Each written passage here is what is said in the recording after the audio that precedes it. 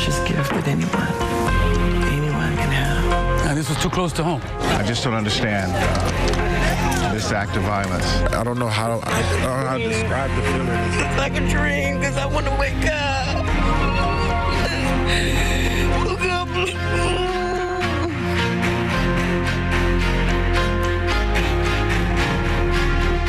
We're taking an in-depth look at Kern County homicides. I'm Kristen Price. I'm Tabitha Mills. We have extended coverage of the signature issue we've been covering this year, both in our newscasts and online through something we call the Homicide Tracker.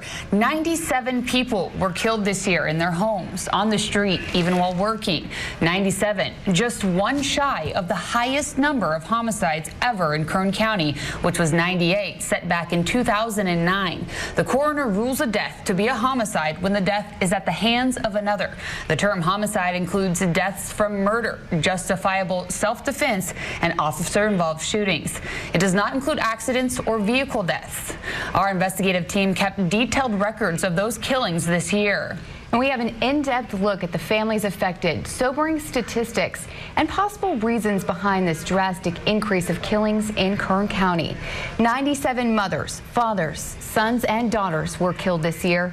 We've followed those homicides closely to bring attention to the near-record number of killings in Kern County and shed light on the lives who were lost. And we know you're there, Lord Jesus. It's a prayer heard all too often. God, that you will just help them, Lord, in heaven. On average, someone is killed about every 4 days in Kern County. But these homicides aren't just statistics. They murdered my daughter. 11 females were killed in 2016. The youngest homicide victims, unborn babies. This year, there were 3. The most common occurrence of killing by demographic, shootings of Hispanic men in their 20s and late teens. A similar trend statewide, but in Kern County, black men are nearly 4 times as likely as Latinos to be killed. So far this year, there have been 11 homicides per every 100,000 people in the county, up from 9.2 last year, and more than double the state and national rates. According to the California Department of Justice, Kern had the 4th highest homicide rate in the state last year, outnumbered by Monterey, Merced, and Tulare counties. Our statistics show the deadliest area of Kern County this year is the 93307 zip code. Within that zip code is a 2-square-mile radius in East Bakersfield, where police say the majority of the city's violence occurs. You know, we leave that area that's victimized every day, and we go home. You know, these people that live there stay there, and they have to deal with the violence and the aftermath. In May, 5 people were killed in a 10-day period in the 93307. The area is stricken with poverty, a third of the population at or below the poverty level. We have to stop this violence. A message echoed throughout the community. Just needs to stop. All this violence needs to stop. So why the increase? A report from the National Institute of Justice examines 3 factors believed to contribute to homicides. The first, drugs. It is much more readily available than a loving home and a supportive family. Recent changes in imprisonment rates. That can have a very strong effect on the increase in the numbers of these violent crimes. And a breakdown in confidence in law enforcement and the law itself. This is real issues, real people talking about real policing and real problems in our community. 97 families continue to mourn the deaths of their loved ones. The majority, nearly a year later, still without closure. Since the year 2000, more than 1,100 Kern County residents have been victims of homicide. Based on records kept by 17, the families of more than half of the homicide victims never get the closure and answers for which they long, which means the killer is still on the loose. Hundreds of murderers still in our community, still able to kill. The loss of a child is devastating. So if you know anything that can help give us some closure on this. Family after family. We just need closure. Whoever, if y'all know who did this, somebody come up and say something. Tragedy, heartbreak, devastation. This little town is not gonna ever be the same. Like they shattered it like us, you know? They shattered this whole little place. Emptiness, unrest, questions unanswered. For anyone who knows anything about this, please come forward so that his babies, his beautiful babies, his family can have closure. We need to know why. We need to know why. But nearly 70% of these families never will know why. In 2016, not including officer-involved shootings, just 1/3 of current homicides were solved. The largest category of those solved, a result of domestic violence. The next biggest category of solved homicides, gang-related killings. In fact, according to our records, 71% of gang-related homicides in 2016 have been solved. But that number reflects only killings where law enforcement has confirmed gang ties. Former Bakersfield Police Chief Greg Williamson said in October that gang-related shootings were up 59% from last year. He said the majority of those shootings involved young African-American men. There's about 1/3 of our city physically that's claimed as turf, as personal property. Gang-related or not, the pain is still the same. Stays in my head about the way the mother cries and the kids are crying. Bring my baby back. Dad, come back. He ain't coming back. The truth unknown, as 67% of the families of homicide victims in 2016 continue to wonder. The killings just gotta come to a stop. I wouldn't wish this upon my worst enemy. This pain is something I would not want anybody to go through. And things are getting worse. This year, the percentage of unsolved homicides in Kern County is up nearly 10% compared to last year. Those unsolved homicides include 4 prison deaths. In each of the deaths, the cellmate is a suspect, yet no charges have been filed. According to the coroner's office, in July, 39-year-old Jason Christner died from asphyxiation at Kern Valley State Prison in Delano. In April at KVSP, 27-year-old Johnny Montenegro was strangled and died.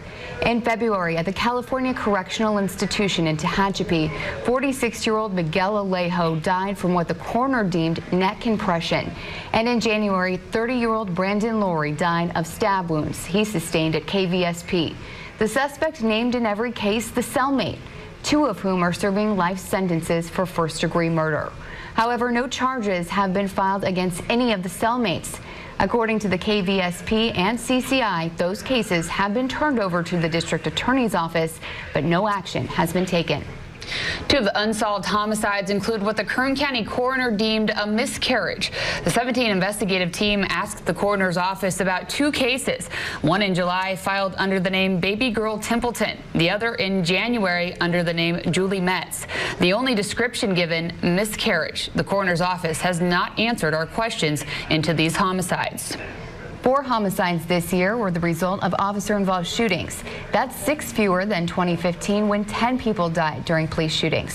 If you ask the families now without their loved ones, if you ask the officer who had to make the decision to pull the trigger, even if Kern County had only 1 fatal officer-involved shooting this year, it's 1 too many.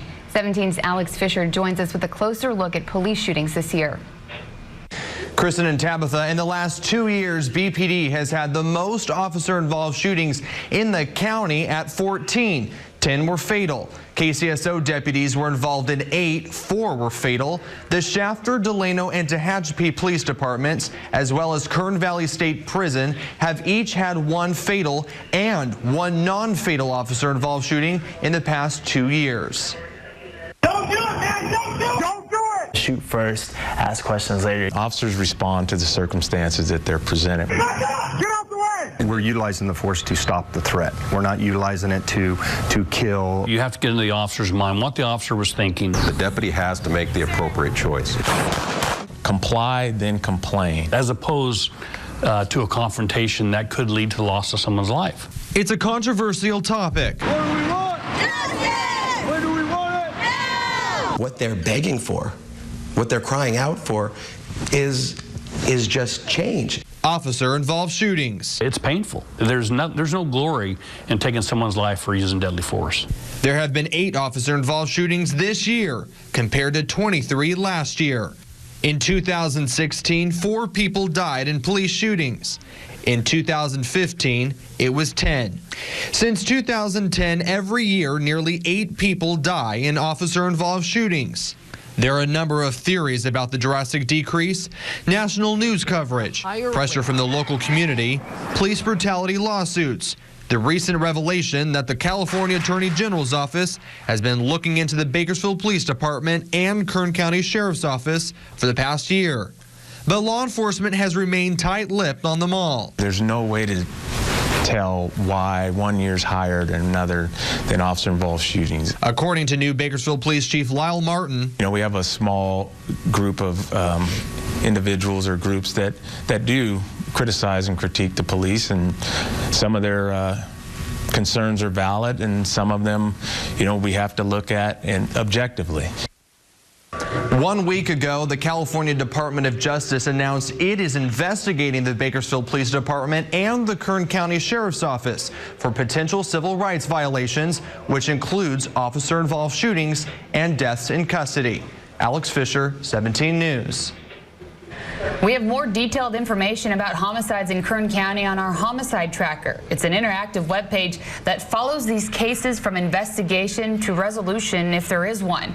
On the page, you'll find personal stories from the victims, along with detailed statistics. You can find the Homicide Tracker by going to our website, KernGoldenEmpire.com. And we want to know more about these homicide victims. If you have information or have questions about homicides in Kern County, let us know. Contact our investigative team by calling 283-1717. You can also send us an email at 17news@kget.com. That's all from 17 News. Thanks for joining us.